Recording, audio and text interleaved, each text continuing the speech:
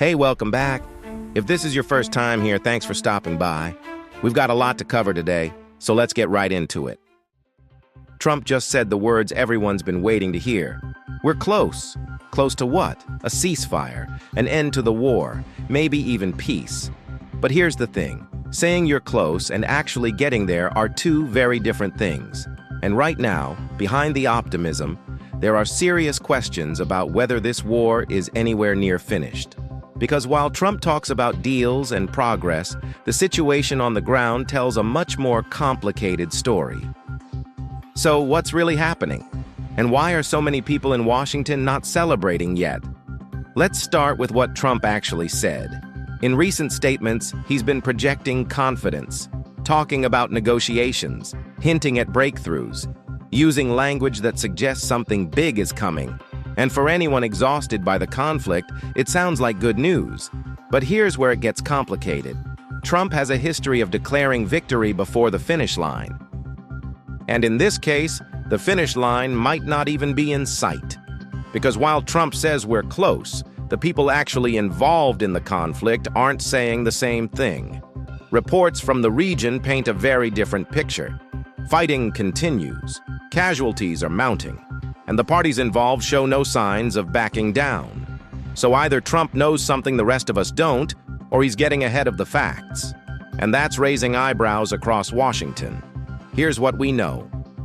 According to public reporting, there have been talks, back-channel discussions, diplomatic efforts involving multiple countries. Some of those efforts are being led by the U.S. Others involve European allies, regional powers, and international organizations. And yes, there have been moments where it seemed like progress was being made. But moments of progress don't mean the war is over. They mean the door is open. And right now, that door could slam shut at any time. What makes this even more complex is the question of leverage. Peace talks don't happen because everyone suddenly decides to be reasonable. They happen because one side or both sides have something to gain or something to lose. And right now, it's not clear that either side feels enough pressure to make the kind of concessions that would actually end this. Which means even if Trump is close to a deal on paper, the real test is whether that deal can survive contact with reality. And then there's the domestic pressure. Trump is facing an American public that's divided on this war. Some want the U.S. to stay engaged. Others want out entirely. And Trump is trying to thread the needle between those two camps while also projecting strength on the world stage. That's a tough position, and it's one that could lead to premature declarations of success just to shift the narrative. Here's where it gets even more uncomfortable. If Trump announces a deal and it falls apart, the fallout could be massive. It would damage U.S. credibility. It would embolden the parties still fighting, and it would make future negotiations even harder. So the stakes here aren't just about ending one war. They're about whether the U.S. can still broker peace in a world that's increasingly skeptical of American influence. And there's another layer to this. Even if a ceasefire is reached, that doesn't mean the war is over. Ceasefires collapse all the time. Parties regroup, rearm, and restart fighting when conditions change. A real end to the war would require something much more substantial. Agreements on territory, security guarantees, political reforms, accountability mechanisms. None of that happens quickly, and none of that is guaranteed. So when Trump says we're close, what does that actually mean? Does it mean a ceasefire is days away? Does it mean a framework has been agreed to in principle? Or does it mean Trump wants to project momentum even if the reality is messier?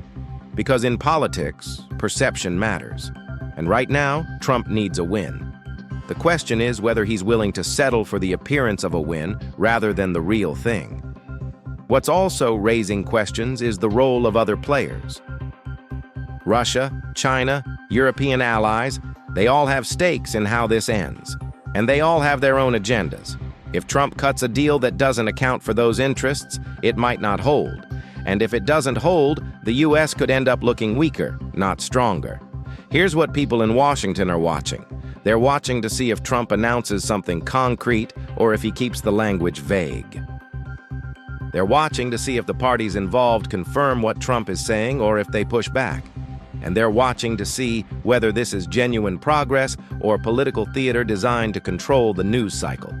Because here's the uncomfortable truth. Wars don't end because one person says they're close to ending. They end when the conditions on the ground make continued fighting impossible or unbearable. And right now, those conditions don't exist. Which means even if Trump is optimistic, the war itself might not care. And there's something else worth considering. If Trump does manage to broker a deal, what does that deal look like? Does it favor one side over the other? Does it leave unresolved issues that could reignite the conflict later? And does it involve concessions from the U.S. that could come back to haunt American interests down the road? These are the questions that don't get answered in a press conference. But they're the questions that determine whether peace actually lasts. So where does that leave us? Trump says we're close, but close isn't the same as done. And in a conflict this complicated, the distance between almost and actually could be enormous. What happens next will depend on whether the parties involved are truly ready to stop fighting, and whether the deal being discussed is strong enough to survive the pressure that's coming. For now, all we have are Trump's words. And words, no matter how confident, don't end wars. Actions do, agreements do, and right now, it's not clear we're there yet. So while Trump talks about being close, the rest of us are left watching and waiting to see if the war really is ending, or if we're just in another cycle of hope and disappointment. This is the moment where optimism meets reality, and reality doesn't care about sound bites.